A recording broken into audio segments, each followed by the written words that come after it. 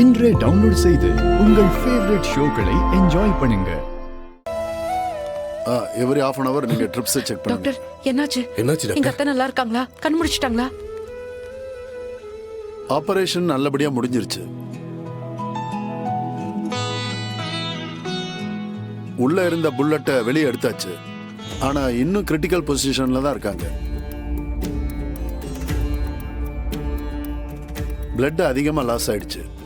அவங்களோட blood AB negative, கொஞ்சம் rare. இப்ப நம்ம ஹாஸ்பிட்டல்ல ஸ்டாக் இல்லை.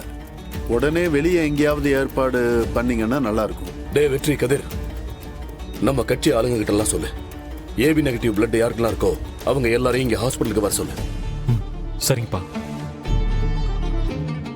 டாக்டர், அம்மாக்கு எதுவும் இல்லைல்ல? சார் தைரியமா இருங்க சார்.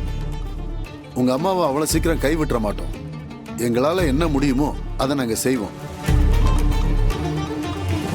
சீஃப் டாக்டர் வந்துகிட்டு இருக்காரு. நம்ம ஹாஸ்பிட்டல்ல எல்லா ஃபெசிலிட்டியும் இருக்கு. நீங்க பயப்பட வேண்டாம். சார் எனக்கு எவ்வளவு வேண்டப்பட்டவர்னு உங்களுக்கே தெரியும். அபிராமி மேடமும் எவ்வளவு சர்வீஸ் பண்ணிருக்காங்கன்னு நான் கேள்விப்பட்டிருக்கேன். அவங்க நிலைமையில இருந்து கண்டிப்பா ரெக்கவர் ஆவாங்க. தைரியமா இருங்க. டாக்டர் உண்மையா சொல்லுங்க டாக்டர், என்ன சுச்சுவேஷன்? அவளுக்கு ஒன்னும் ஆகாதல்ல, பொழைச்சுக்குவாள்ல? தைரியமா இருங்க சார். டாக்டர், என் பொண்டாட்டி என் வாழ்க்கையில வந்ததுக்கு அப்புறம் தான் எனக்கு இந்த அரசியல், அதிகாரம், பதவி எல்லாமே வந்தது.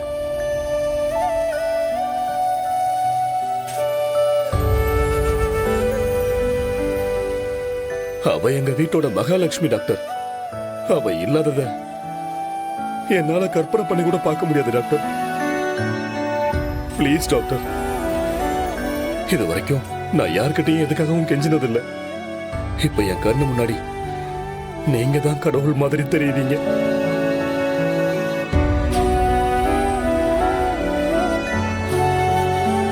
எப்படியாவது அவளை காப்பாத்தி கொடுங்க doctor, please. Sir sir sir, என்ன சார் நீங்க? இது என் கடமை சார். நீங்க கவலையப்படாதீங்க. எங்களால முடிஞ்சதை நாங்க செய்யறோம் சார். பிளட்டுக்கு நாங்களும் சொல்லி வைக்கிறோம் சார். நீங்களும் ட்ரை பண்ணுங்க. கடவுளே,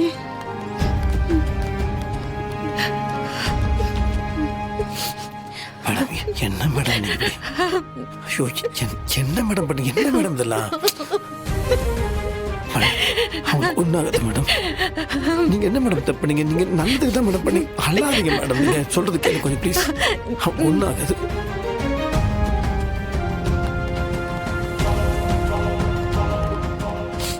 சார், அவ்வளோ பெரிய கன் ஷாட் நடந்திருக்கு. நீங்க எனக்கு ஃபோன் பண்ணி ஒரு தகவல் கூட சொல்லல.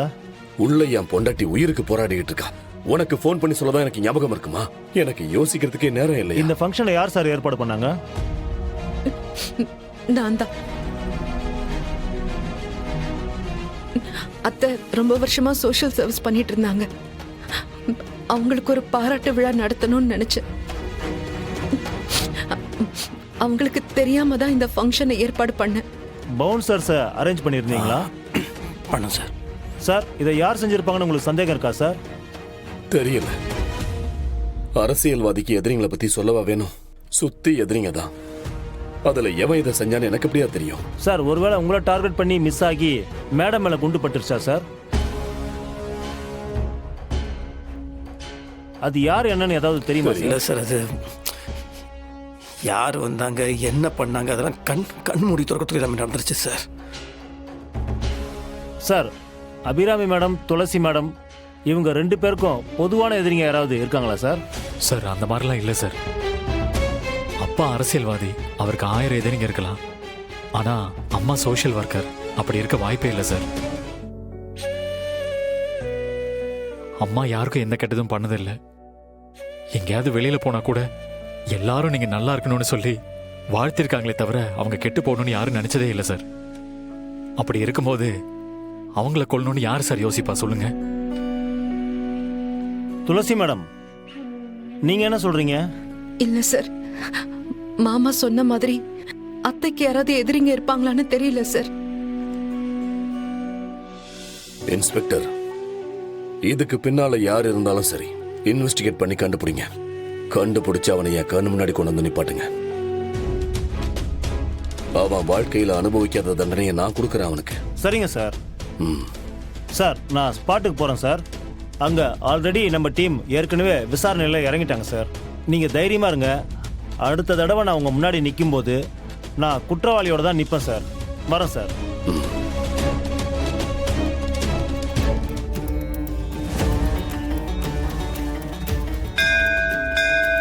மா, எனக்கு எங்க போறதுன்னு தெரியல. என் அத்தையை எப்படியாவது காப்பாத்திடுமா. எந்த கஷ்டம் இருந்தாலும் எனக்கு கூட அதை நான் தாங்கிக்கிறேன். ஆனா அவங்க மட்டும் பொழைச்சு வந்துடணும். ஏம்மா, அவங்க யாருக்கு என்ன கெடுதல் பண்ணாங்க? ஊர்ல இருக்கிற அத்தனை பேருக்கும் தேடி தேடி உதவி பண்ணியிருக்காங்க. தர்மம் தலை காக்கும்னு சொல்லுவாங்க.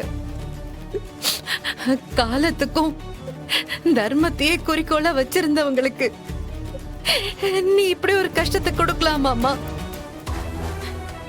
நல்லவங்க கஷ்டத்தை அனுபவிக்கும் போதுதான் கடவுள் இருக்கா இல்லையாங்கிற சந்தேகமே வருது. எப்படியாவது என் அத்தைய எனக்கு காப்பாத்தி கொடுத்துருமா. அண்ணி. அண்ணி, என்ன இது?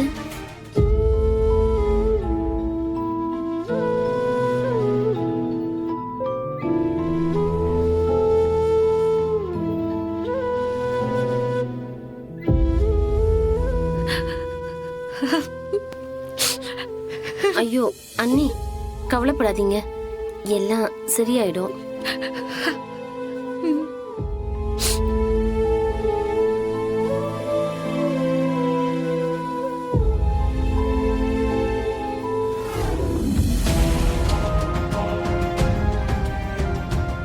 அண்ணி, எதுக்காக இப்படி கஷ்டப்படுறீங்க?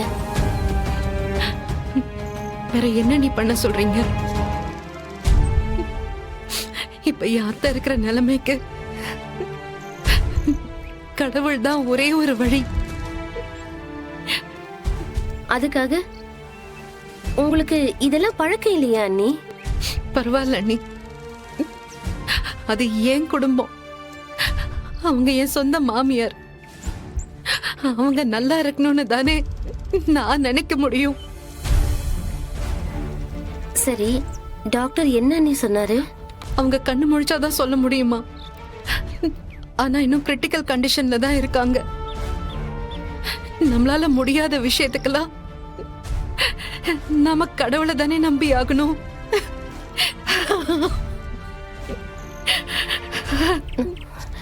அழாதீங்க அண்ணி. அண்ணி, நம்மள படைச்ச சக்தின்னு ஒண்ணு இருந்தா நான் செய்யற பரிகாரத்தெல்லாம் ஏத்துக்கிட்டு அந்த கடவுள் என் அத்தைய காப்பாத்தணும். என் அத்தைய காப்பாத்தணும்.